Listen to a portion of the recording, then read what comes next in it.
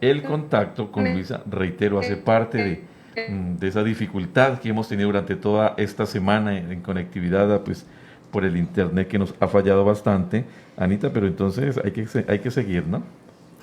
Bueno, claro que sí. Entonces, como ya sabemos, el agua, además de ser un recurso natural, es parte fundamental de todo ser vivo, ¿sí? En el caso particular, pues de las sabanas inundables, este elemento juega un papel muy importante en la dinámica de todos los procesos naturales, así como de los modos de la vida de las personas aquí en la sabana inundable, como por ejemplo en los tiempos en los que se debe sembrar el pan coger, pues que están también dados de acuerdo a la estacionalidad, a los regímenes de lluvia.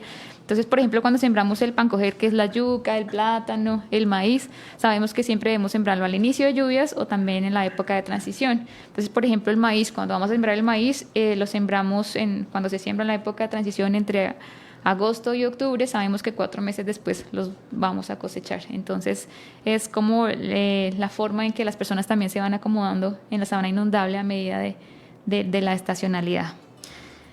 Entonces queremos preguntarle a nuestro invitado Jorge, ¿qué se entiende por dinámica hídrica y cómo se puede entender que las sabanas inundables que están entre Arauca y Casanare son un gran ecosistema acuático? Bueno, pues para mí la dinámica hídrica se puede definir rápidamente como el entendimiento o como el comportamiento en espacio y tiempo del agua. Como tú lo mencionaste anteriormente, las personas en cualquier parte, digamos, del territorio nacional saben cuándo pueden sembrar y saben cuándo no pueden sembrar. Y eso depende de si llueve o no llueve, de si los terrenos están inundados o no están inundados. Entonces, el entendimiento de cómo se mueve el agua en mi territorio es lo que se denomina la dinámica hídrica. Ahora, la dinámica hídrica tiene varios componentes. Hay una dinámica del agua atmosférica, es decir, la dinámica de la lluvia. Esa es una dinámica. Hay otra dinámica que es la dinámica del agua que escurre, que es la que hasta cierto tiempo se vuelve la dinámica de los ríos. Entonces, puede ser que llueva en la parte alta de las montañas del piedemonte de ustedes y se crecen los ríos, como por ejemplo el Cravo Sur, o todo lo que pasa por Monterrey, o todos esos ríos que cuando uno va por esa vía marginal Sí, sí, de sí. la selva, todos esos ríos que uno cruza, se crecen, sí, pero entonces la dinámica del río puede ser un poco diferente a la dinámica de la lluvia. Puede ser que llueva arriba en las montañas, pero en términos del caudal del río, eso se evidencia es, aguas abajo, digamos, en los puentes o ya cuando se está llegando al piedemonte. Son dos dinámicas hídricas. Ahora, hay otra dinámica hídrica que es la dinámica hídrica del agua subterránea. Entonces, ¿qué pasa con esa dinámica hídrica? Toda esa agua que llueve arriba, no toda esa agua termina en los ríos. Parte de esa agua se infiltra, parte de esa agua que se infiltra viaja por debajo, digamos, por los poros del suelo, por las fracturas del suelo y termina llegando a la zona plana. Por eso seguramente mucha gente en la zona se puede abastecer de agua subterránea. Y por eso hay muchas inundaciones en la zona que pueden generarse no necesariamente por el desbordamiento de un río. Entonces la dinámica hídrica es la unión de estas tres cosas.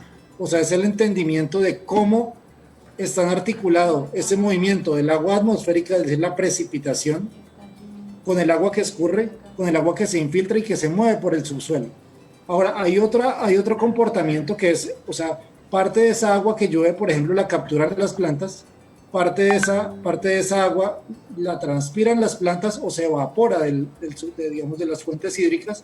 Entonces, eso también hace parte de esa dinámica hídrica.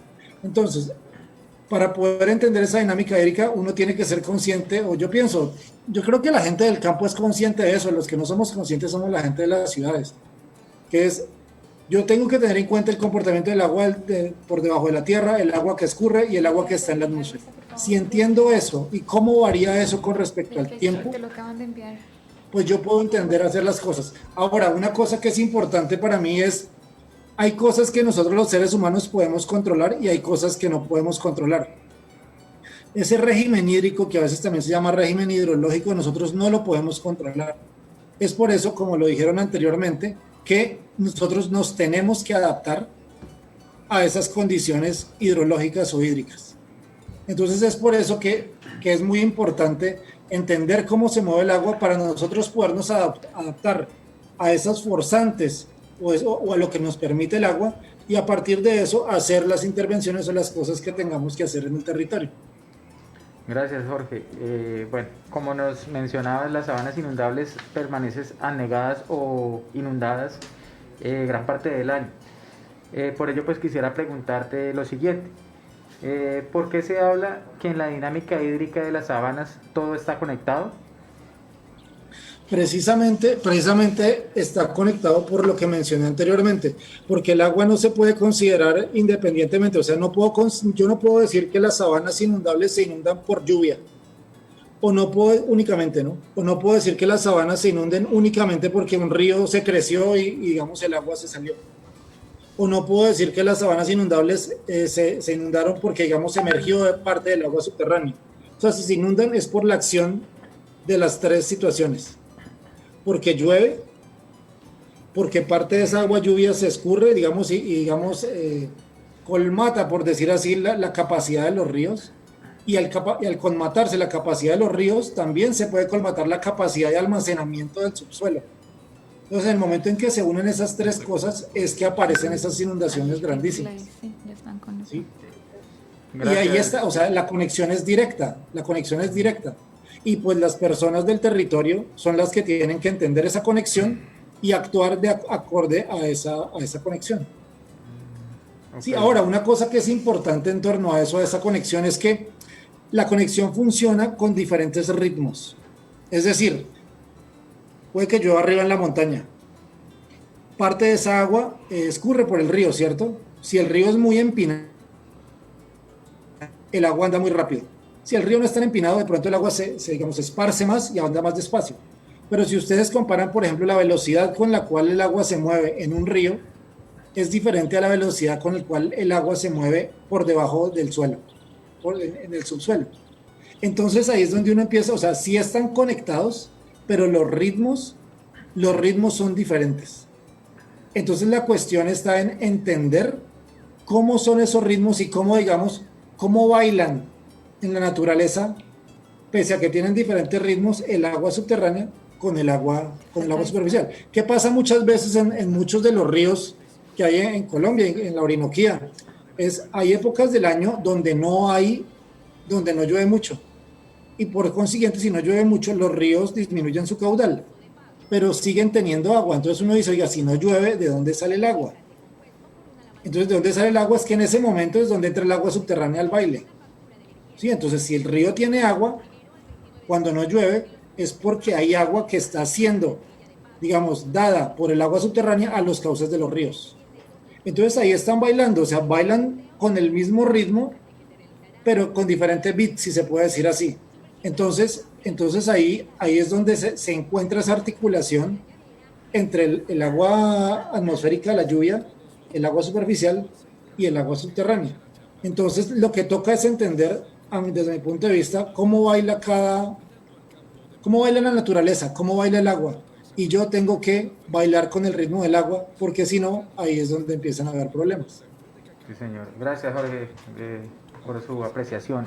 Jorge, si bien las comunidades que habitan estas sabanas inundables, desde su conocimiento tradicional, reconocen la importancia de hacer ciertas actividades productivas teniendo en cuenta los tiempos de la naturaleza, también es conocido que los modos de vida de las personas de una u otra forma generan diferentes tipos de transformaciones, pues esto debido a los usos dados al suelo, ¿no?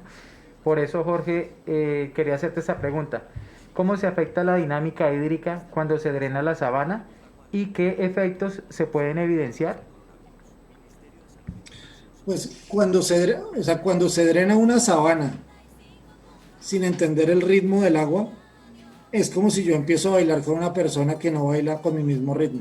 Entonces, en algún momento algo va a pasar y el baile simplemente no va a funcionar. Puedo dar ejemplos, por ejemplo, de casos en los cuales, de pronto no en la Orinoquía, pero puedo dar un ejemplo de la parte norte del país, donde ahí no hay sabanas inundables, o son sabanas inundables, pero son las zonas que se denominan complejos cenagosos. En los complejos cenagosos, esa práctica de drenar las ciénagas es muy común. Entonces, ¿qué pasa cuando se drena una ciénaga? Se rompe el equilibrio, se rompe el baile. al romperse el baile, ¿qué pasa? Por querer imponer un baile nuevo, que puede ser el baile de la ganadería, o puede ser el baile del arroz, o puede ser el baile del maíz, por decir así, esos terrenos que anteriormente se inundaban, y que se inundaban no solo con agua, sino con agua, sedimentos, nutrientes, empiezan a dejar de ser productivos. Puede que al principio la cosa funcione muy bien, pero después digamos, el mismo ritmo de la naturaleza se los va a cobrar. Hay ejemplos muy, muy dicientes de zonas en el país donde se ha intentado, digamos, drenar este tipo de ecosistemas con fines productivos, y lo que ha pasado, o sea, un ejemplo muy grande es el sur del Atlántico. El sur del Atlántico en los años 80 fue una de las despensas más grandes de Colombia. ¿Qué pasa ahora? No, es una zona pues poco, digamos, poco productiva, pues porque ya, digamos, esa fertilidad que se debía a ese intercambio entre el agua, digamos, humedad y no humedad, con sedimentos y nutrientes, pues ya no se da, pues porque ya no le entra la misma cantidad de agua con el ritmo que normalmente estaba esas planicies. Ahora, si usted me dice una intervención o drenar las planicies, drenar las sabanas, yo lo que creo es que a lo que tenemos que tratar de hacer es que ese drenaje se haga entendiendo el ritmo de la naturaleza.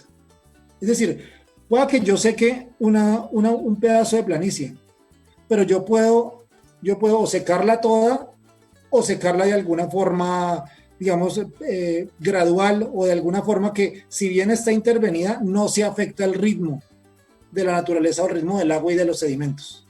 Entonces, o sea, yo lo que siempre, por ejemplo, yo digo a las personas con las que yo hablo en los medios es, oiga, mire, tómese el tiempo de entender cómo se mueve la naturaleza, cómo es el ritmo de la naturaleza, que me pareció muy bonito que ustedes dijeron en la pregunta el ritmo de la naturaleza. Entonces, ¿qué es lo que pasa? Normalmente la gente del campo tiene claro cuál es el ritmo de la naturaleza. Los que no tenemos claro cuál es el ritmo de la naturaleza, normalmente somos las personas que no hemos tenido mucho contacto con la naturaleza y que por intereses productivos queremos hacer que la naturaleza funcione a nuestro ritmo, o al ritmo administrativo, o al ritmo financiero, o al ritmo político. Entonces, lo que yo siempre digo es, hombre, paremos un rato, entendamos el ritmo de la naturaleza. ¿Cómo puedo yo entender el ritmo del agua? Monitoreando. ¿Monitoreando qué es? Oiga, yo cada día puedo poner una regla en un río y cada día yo mido el nivel del agua del río. De alguna forma, midiendo ese nivel, yo sé cuánta agua está pasando. Lo mismo puedo hacer yo con un pozo de agua subterránea en esas zonas de planicies inundables. En un pozo, que seguramente hay muchos, pongo una regla y miro cómo varía eso día a día. Con ese monitoreo, que seguramente la corporinoquía lo hace en algunas partes, y sin lugar a dudas los sectores productivos lo hacen, y si se dan cuenta los sectores productivos lo hacen en la atmósfera, porque tienen torres que miden la precipitación, miden la humedad y miden todo eso. Las corporaciones autónomas y el IDEAM tienen los ríos, y algunos pocos hay en zonas de agua subterránea, pero que lo monitorean. Si yo entiendo ese monitoreo, yo puedo empezar a entender cuándo en el año es que sube el agua y cuándo baja, y ya no solo decir, oiga, sube o baja, sino ya puedo decir con números de forma cuantitativa cuánto sube o cuánto baja. Si yo entiendo eso, yo entiendo la capacidad, digamos, la oferta hídrica de la zona, y dependiendo de esa oferta hídrica puedo empezar a pensar en intervenciones antrópicas al territorio, como por ejemplo el secado, el drenado de las planicies. Entonces, ahora, si yo estoy en una zona donde ya entiendo esa dinámica hídrica, puedo empezar a ver, oiga, qué posibilidades yo tengo para drenar esa zona. Hago unos diques, hago unos jarillones, ¿sí? Pero el problema es cuando, digamos, eso sí, o sea, como yo lo digo, esa dinámica hídrica está por fuera de nuestro control, nosotros no la podemos controlar. El problema es cuando nosotros queremos controlarla, y en algún momento, pues ustedes en Yopal lo saben, que cuando el río Cravosur se crece, ¿ustedes qué pueden hacer? Nada, rezar para que no se crezca más. Entonces lo mismo pasa con las otras dinámicas del agua, pero de forma diferente. ¿Sí? Entonces, una inundación, digamos, si yo dreno una planicie, hago unos terraplenes o algo para que no se vuelva a inundar nunca, en el momento en que se inunde eso, termina siendo más una piscina que una zona, digamos, que una zona como era anteriormente. Entonces, a veces la solución de corto plazo termina siendo un problema a largo plazo, de pronto no tan seguido, pero en el momento en que suceda una eventualidad, un evento extremo, es posible que las consecuencias sean pues no tan buenas. Entonces lo que yo digo ya para culminar es, se puede entender la dinámica de la naturaleza y mucho más, o sea, qué bueno en el Casanare que pues afortunadamente no está tan intervenido como otras zonas del país, o sea, que se pueda entender esa dinámica hídrica, o sea, y es un trabajo colaborativo entre Corporinoquía, entre las alcaldías, entre el sector productivo. Si se entiende esa dinámica hídrica, todo funciona muy bien y se asegura que el recurso que se requiere para actividades humanas, agrícolas, digamos, y lo que se llama ahora los servicios ecosistémicos, pues hay agua para todos. Y no se rompe ese baile natural del agua, que es lo que nosotros denominamos la dinámica hídrica. Jorge, muchas gracias, muy amable, muy claros sus conceptos, la verdad. Quiero preguntarle a Jorge dónde se encuentra en ese momento. Yo desde que inició la pandemia decidí volverme nómada. Entonces cada semana vivo en un lugar diferente. En este momento me encuentro en el departamento de Risaralda, en un municipio que se llama Mistrató. Qué bueno. Jorge, muy amable. Reciba ese saludo grande y cálido de esta tierra, igualmente cálida. Ojalá tengamos la oportunidad de tenerlo pronto por acá. Pero bueno, Luisa, entrando ya en... No, Anita, es que Luisa es Ana, porque Luisa está acostumbrada, yo estoy acostumbrado a tener siempre a Luisita aquí a mi derecha. Entonces hoy, como hubo cambio de estrategia entre ellas, a Luisita le tocó quedarse en casita desde Zoom, y quiero preguntarle pues justamente a Luisa, allá donde se encuentra, si finalmente hoy tenemos muestras culturales, porque nuestros oyentes siempre nos han estado enviando muestras de su talento. Entonces quiero preguntarle, pero antes, compañeros, quiero recordarles, o les voy a indicar, que nos están sintonizando desde Punto Nuevo. Allí está el señor Pedro, que nos envía un cordialísimo saludo, dice que es fiel oyente de este programa. También desde Tame, en el departamento de Arauca, ellos siempre están conectados con nosotros. Nos están también escuchando desde Labranza Grande, departamento de Boyacá, el señor Calixto Duarte, un cordial saludo para él, dice que también es oyente importante de este programa. Luisita, ¿qué tenemos entonces en materia de muestra cultural para la tarde de hoy? Bueno, hoy tenemos dos muestras culturales, una que teníamos pendiente es la emisión pasada, que por términos de tiempo no pudimos proyectarla. Entonces la realiza un niño que se llama Juan Pablo Duarte. Él es el hijo del administrador del Hato Buena Vista en Orocue, y la segunda es hecha por don Simón Duarte. Él es uno del papá de don Orlando Duarte, de los beneficiarios con los que estamos trabajando este año allá en la vereda San Esteban, en Paz de Ariporo. Entonces, ahí los dejo con ellos dos para que los vean y los escuchen, porque nos enviaron videos. Perfecto, vamos a ver. Andy era un niño difícil que con nada se alegraba, lo que tenía no quería y por todo renegaba. En su cara la amargura a legua se le notaba, tanto que sus compañeros ni siquiera saludaban. Su compañera de asiento, la cual Nina se llamaba, a la hora del recreo a jugar lo convidaba. Él moviendo la cabeza le decían que no y se quedaba. Una mañana este niño a la escuela caminaba y de repente una anciana en él vio su mirada, le concedió 3 deseos que jamás no le esperaba. Y lo mejor que al pensarlo todo se le realizaba, y cuando entró al salón de clase dijo que la escuela volaba y hasta animales salvajes hacia él se le acercaban, y al ver todo diferente el más se aterrorizaba y recordó lo que hacía y cómo se comportaba, y en vez que se decidió dejar todo como estaba.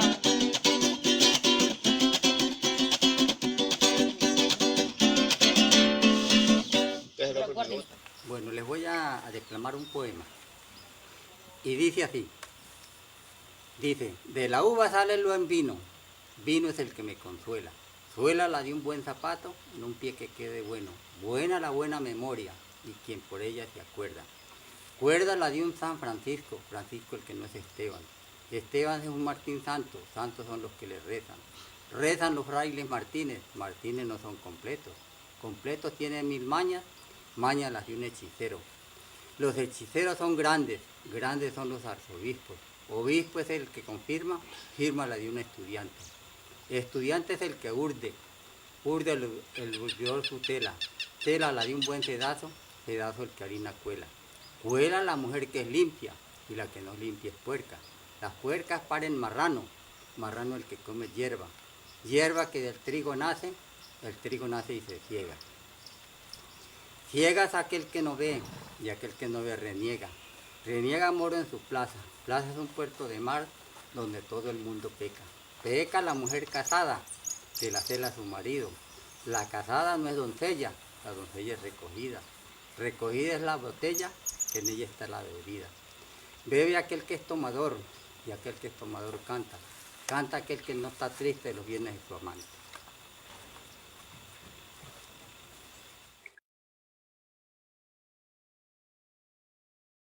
Todo nuestro aplauso, don Simón y el niño Juan Pablo, mucho talento.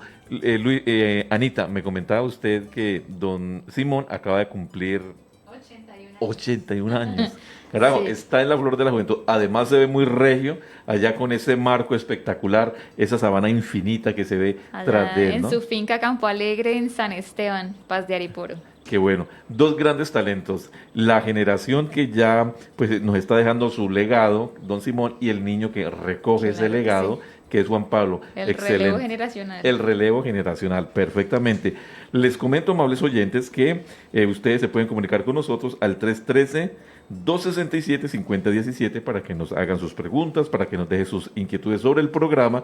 Cualquier iniciativa que tengan la estaremos recepcionando, reitero, al 313-267-5017. Esas son las líneas. Luisa. Bueno, continuando entonces con la emisión, gracias Fabio. Como bien lo hemos hablado, las personas pues estamos siempre influyendo sobre la dinámica hídrica de las sabanas al hacer diferentes usos del suelo, bien sea ganadería, bien sea pues agricultura, infraestructura, pero también nos vemos condicionados a adaptarnos a esta dinámica para poder habitar pues en estos territorios. Entonces yo ahorita quisiera darle la palabra a Hedy para que por favor nos respondiera cómo esta dinámica hídrica moldea los modos de vida de las personas que viven en la sabana, en este caso en particular los que son ganaderos en sabanas inundables.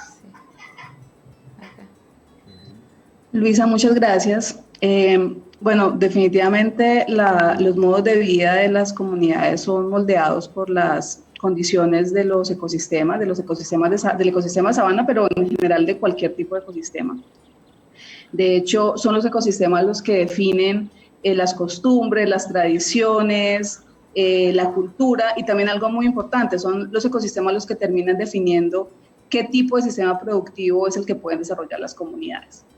En el caso particular de sabana inundable, es evidente que los modos de vida de las comunidades llaneras han estado sujetos no solamente a la dinámica hídrica, sino a los pulsos de inundación, que es lo que son esos periodos de sequía, esos periodos de inundación y de lluvias tan marcados que vemos acá en la sabana inundable. Además, esta dinámica hídrica regula, como decía hace un momento, los sistemas productivos y en particular en el caso de la ganadería, regula el tipo de ganadería que se da en sabana inundable. No en vano, el hecho de que en las sabanas inundables la ganadería que predomine es una ganadería extensiva de cría y de levante, es justamente porque ese es el tipo de ganadería que se puede dar en este ecosistema, es la oferta que el ecosistema nos da. Y eso tiene mucho que ver con los pulsos de inundación y tiene mucho que ver con la dinámica hídrica de la sabana. Acá vale la pena resaltar que las comunidades llaneras en general han desarrollado modos de vida y han desarrollado modos de producción alrededor de la ganadería un poco, no solamente conviviendo, sino adaptándose a las condiciones que el ecosistema ofrece. Hay otro punto importante y es que la dinámica hídrica hace que la sabana inundable cambie radicalmente entre un periodo y el otro. Las personas que viven en sabana o los que hemos tenido pues, la oportunidad de visitar regularmente la sabana y estar como llano adentro, sabemos que una cosa es la sabana en lluvias y otra cosa es la sabana en secas, ¿no? Parecen sitios totalmente diferentes aunque estemos en el mismo punto geográfico. Y eso las comunidades no solamente lo han entendido, sino que han aprendido a convivir con esas dinámicas. Hace un momento Ana mencionaba cómo la dinámica hídrica afecta lo que se siembra, cuándo se siembra, dónde se siembra, y eso pues obviamente las comunidades llaneras digamos que lo tienen clarísimo. Digamos que otro efecto que tiene la dinámica hídrica sobre el modo de vida de las comunidades, y en este caso sobre el modo de vida relacionado con la ganadería, es que la dinámica hídrica define también qué tipo de pasto encontramos en la sabana inundable y qué tipo de raza de ganado es el que se puede producir, el que se puede comercializar. Pero además también hay un punto muy importante, y es que la dinámica hídrica define mucho cómo se puede hacer el manejo de la ganadería en la sabana inundable, porque, por ejemplo, en época de sequía seguramente las zonas más aptas para mantener el ganado son las zonas bajas, que es donde hay pasto verde, donde todavía quedan algunos reguitos de agua. Pero cuando estamos en época de lluvia, cuando la sabana está inundada, las zonas donde, digamos que donde el ganado se puede mantener preferiblemente son las zonas altas, las zonas de banco. Entonces, definitivamente la dinámica hídrica termina definiendo no solamente cuál es el sistema productivo, sino que además termina definiendo cuál es la capacidad que tiene cada predio para mantener un sistema productivo con el ganadero. Y creo que otro ejemplo de cómo la dinámica hídrica ha moldeado las formas de vida, los modos de vida de las comunidades llaneras, se ve reflejado en la cultura llanera. La cultura llanera se desarrolla justamente en un escenario de sabana inundable, en un escenario netamente acuático, y con ese contraste que les mencionaba ahora entre época seca y época de lluvias. No hace falta sino escuchar un canto llanero, un joropo, para entender cómo las sabanas inundables y su dinámica hídrica han terminado moldeando las formas de vida de los habitantes. Heidi, tengo dos preguntitas. Bueno, claro. La primera es cómo desde el programa Riqueza Natural han realizado un enfoque en el mantenimiento de la dinámica hídrica de las sabanas. Y la otra es qué prácticas se han promovido para mantener esta dinámica hídrica desde la conservación y producción. Bueno, para responderte la primera, nosotros desde el programa Riqueza Natural nos enfocamos en promover las buenas condiciones del ecosistema, y esas buenas condiciones las promovemos entendiendo y respetando las dinámicas propias del ecosistema, en este caso pues de las sabanas inundables, que es digamos que nuestro ecosistema de referencia. En ese sentido nosotros contribuimos a mantener la dinámica hídrica gracias a que proponemos modelos de conservación y modelos de producción a partir de las condiciones y las potencialidades que nos ofrece la sabana. No en vano todo el trabajo que hacemos digamos que en cada uno de los predios parte de un diagnóstico. Lo primero que hacemos es entender cuáles son las características del predio a través de un diagnóstico que se hace con el propietario y con su familia, y sobre eso lo que hacemos es proponer acciones de mejora para que indicadores ambientales, sociales y productivos, digamos que puedan tener un mejor valor al final de nuestra intervención.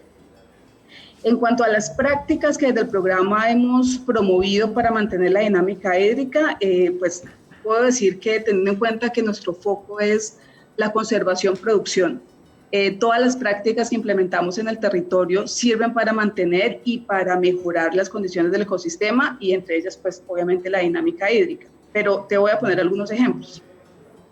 Desde el programa propendemos por la no transformación del ecosistema. ¿Y por qué lo hacemos de esta manera? Porque el no transformar la sabana hace que el equilibrio natural se mantenga, y con eso se favorece la dinámica hídrica. Hace un momento Jorge nos hablaba de cómo todo el sistema está interconectado. Entonces, si nosotros generamos algún efecto negativo o positivo en una parte del sistema, ese se va a ver reflejado en todo el sistema. Como él decía, puede ser que no sea en el corto plazo, pero evidentemente en el largo plazo se va a ver reflejado. Entonces, por eso es tan importante no variar demasiado esa dinámica natural y ese equilibrio natural que tiene el ecosistema. 5 minutos, dijo. Otra práctica que promovemos es la no introducción de pasturas.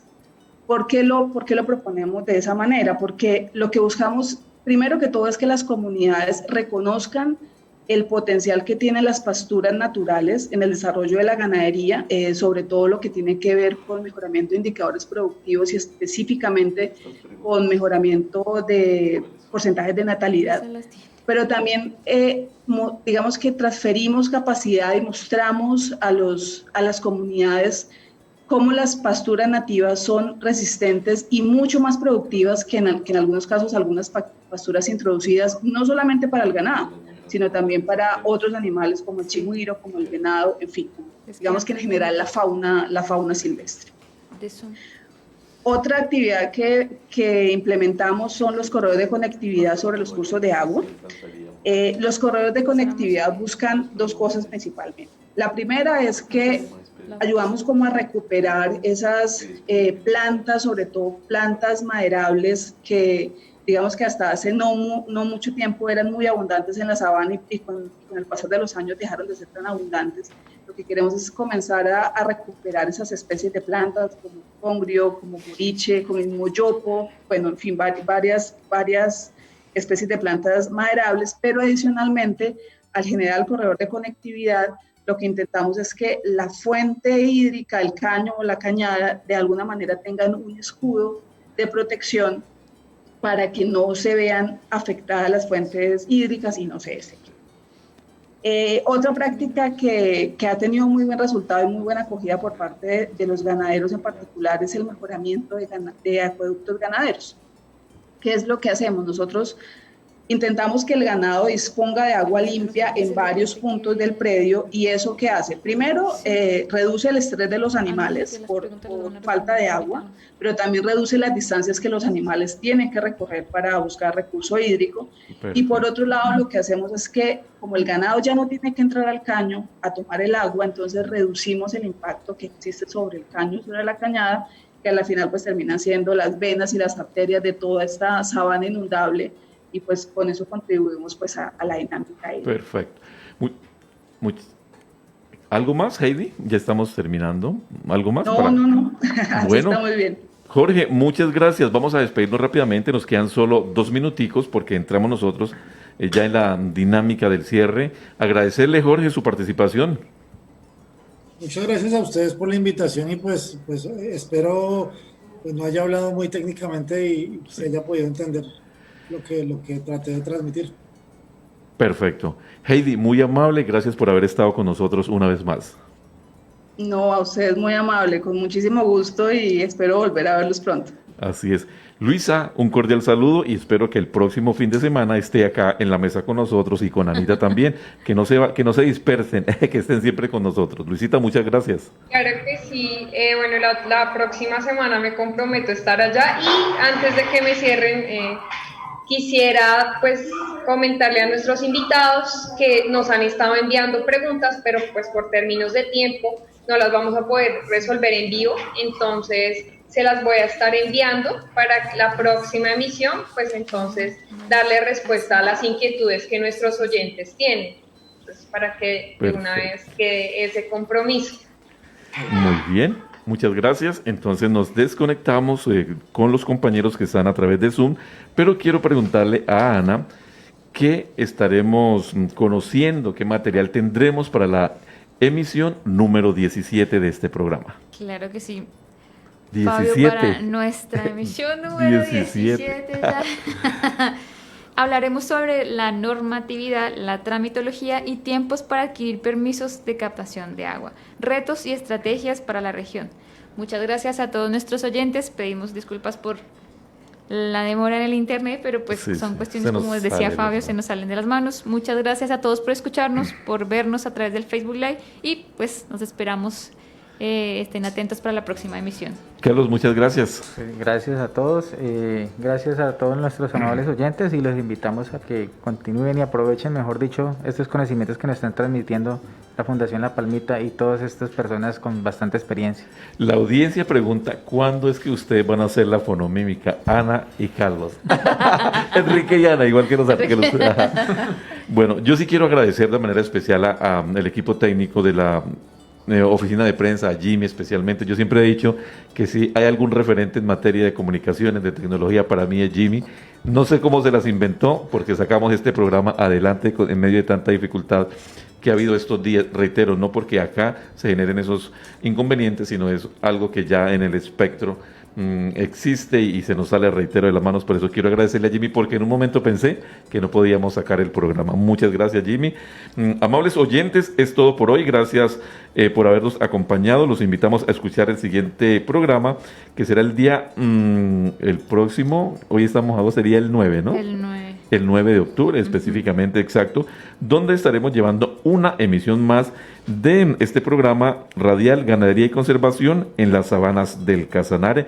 Agradecido a todos ustedes por el apoyo, el aporte. Anita, no se le olvide la vuelta, por favor. Carlos también, que está en el Bubuy. Es que Carlos se nos va para el Bubuy, para la granja del Bubuy, y a veces se nos pierde demasiado. Entonces duramos 8 o 15 días sin poderlo ver. Hasta aquí el programa radial Ganadería y Conservación en las sabanas del Casanare, un espacio apoyado por la Agencia de Estados Unidos para el Desarrollo Internacional, Fundación La Palmita y Secretaría de Desarrollo Económico, Agricultura, Ganadería y Medio Ambiente de la Gobernación de Casanare. Estaremos de nuevo con ustedes el próximo viernes, así que feliz fin de semana para todos ustedes. Ganaderos, felicidades, porque esta semana fue el Día del Ganadero. Para todos ustedes un abrazo y hay que seguir produciendo. Y la invitación es a que nos sigamos cuidando. El COVID aún está vigente, no podemos dar papaya, y rogar para que la salud de todos nuestros seres queridos, de nuestros amigos, que en ese momento se encuentran pues bastante compleja por el COVID, pues sea la próxima semana, los días siguientes, ya un remanso de paz, y que la salud empiece a, un remanso de salud mejor, y que el estado físico, el estado fisiológico de cada uno de ustedes empiece a mejorar. Ya, ojalá el COVID se vaya. Oremos, pero también cuidémonos, que esa es como la constante y la directriz de las autoridades del sector de la salud. Amigos, gracias a todos ustedes. Reitero, el próximo viernes estaremos en la emisión número 17 y nos quedarían solo 3 programitas para lastimosamente terminar este ciclo. Muchas gracias, feliz fin de semana. Hasta aquí los acompañamos en la jornada de hoy. Será hasta una nueva oportunidad. Feliz tarde para todos.